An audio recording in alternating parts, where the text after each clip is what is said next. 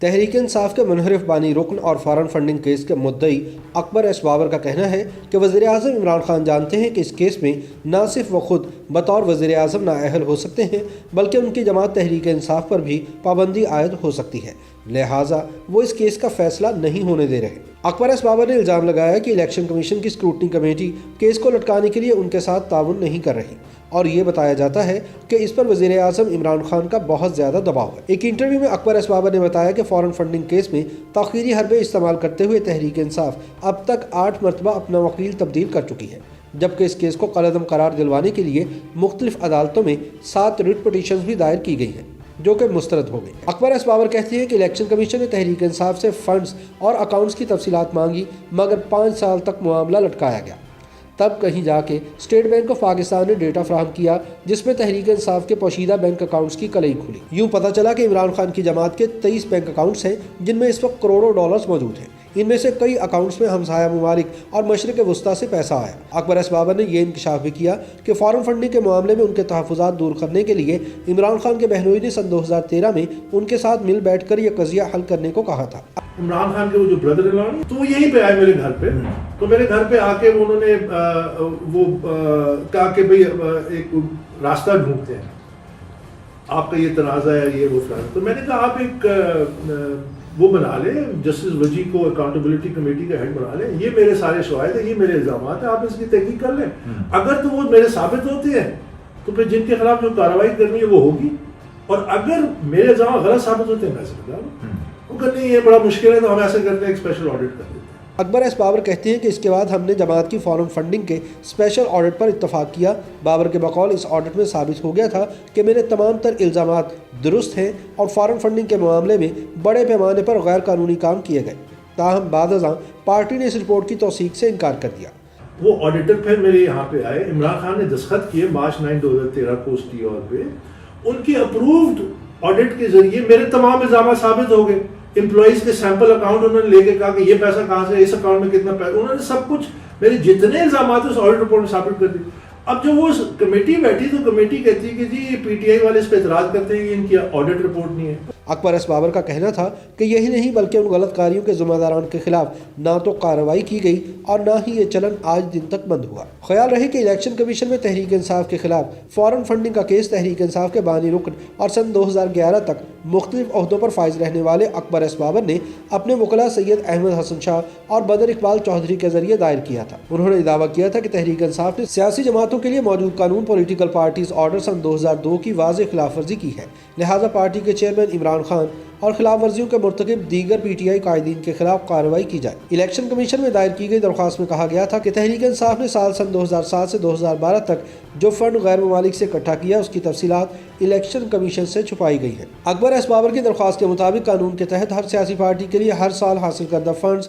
اثاثے اور ان کی audit report پیش کرنا لازمی ہوتا ہے۔ قانون کے مطابق کوئی بھی سیاسی پارٹی کسی بھی غیر ملکی شخص یا ادارے سے کوئی بھی فنڈنگ حاصل نہیں کر سکتی، اسی طرح پاکستانی کمپنیوں اور این جی اوز وغیرہ سے بھی فنڈنگ حاصل نہیں کی جا سکتی۔ اکبر ایس بابر کے مطابق جب عمران خان نے تحریک انصاف کی بنیاد رکھی وہ تب سے پارٹی کے ساتھ تھے، ان کے بقول وہ 10 سال تک پارٹی کے مرکزی سیکریٹریٹ کے معاملات دیکھتے رہے۔ اکبر ایس بابر کا استدلال ہے کہ جب ایک جماعت کو الیکشن جتوانے کے لیے بیرون ملک سے فنڈنگ کی جائے تو ضرور اس کے پیچھے کوئی نہ کوئی ایجنڈا ہوتا ہے۔ ایک حکمران جماعت ہے جس کی بہت بڑے پیمانے پہ غیر قانونی فنڈنگ ہوئی ہے، غیر قانونی ذرائع سے ہوئی ہے، اسی کیس کے حوالے سے بات کریں نا، اس کیس میں جب غیر قانونی اور ایسے ملکوں سے اور ایسی شخصیات سے فنڈنگ ہوئی ہے کہ جو شاید پاکستان کے دوست بھی نہ ہوں،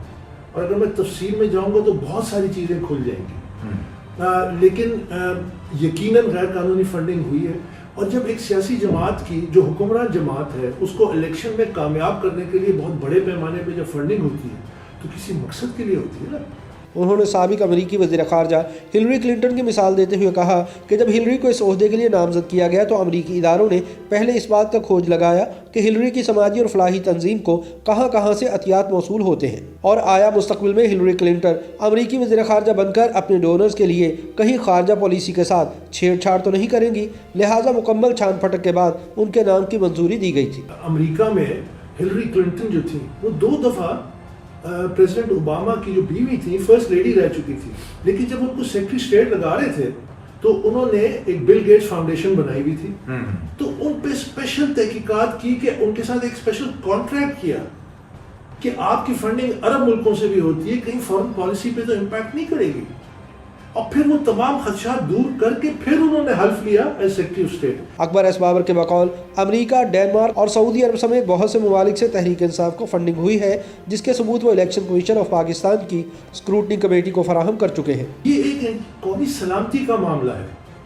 اس میں کرپشن ہے، اس میں منی لانڈرنگ ہے، اس میں میگا انلیگل فنڈنگ ہوئی ہے، امریکہ سے ہوئی ہے، ڈنمارک سے ہوئی ہے، سعودی عرب سے ہوئی ہے، فنڈ ریزنگ میں عمران خان صاحب خود بیٹھے ہوئے ہیں، برطانیہ کے چارج ڈی افیئر سعودی عربیہ میں ان کے ساتھ بیٹھے ہوئے ہیں، ان کے دوست احباب ہنڈی کے ذریعے پیسہ ہے، پی ٹی آئی کے امپلائیز کے اکاؤنٹس میں پیسہ ہے۔ یہ میں وہ باتیں کر رہا ہوں جو میں شواہد دے چکا ہوں۔ اکبر ایس بابر کے مطابق اس سارے معاملے میں کرپشن، منی لانڈرنگ اور حوالہ ہنڈی جیسے غیر قانونی کام بھی کیے گئے ہیں۔ اکبر ایس بابر نے بتایا کہ میں ثبوت کے ساتھ کہہ رہا ہوں کہ تحریک انصاف نے فنڈنگ قوانین کی دھجیاں اڑائی ہیں، اور یہ سب عمران خان نے خود کیا، جو کہ پارٹی کے سربراہ ہیں اور سارے اکاؤنٹس خود ہینڈل کرتے ہیں۔ انہوں نے کہا کہ میرا مقصد تحریک انصاف پر پابندی لگوانا نہیں، بلکہ جو لوگ غلط کاموں اور غبن میں ملوث ہیں ان کو جواب دہ بنانا ہے، کیونکہ ہم نے تحریک انصاف کسی شخصیت کے لیے نہیں بنائی تھی، ہم نے تحریک انصاف اس لیے بنائی تھی کہ یہ لیڈرشپ کے لیے ایک ماڈل ادارہ بنے گا۔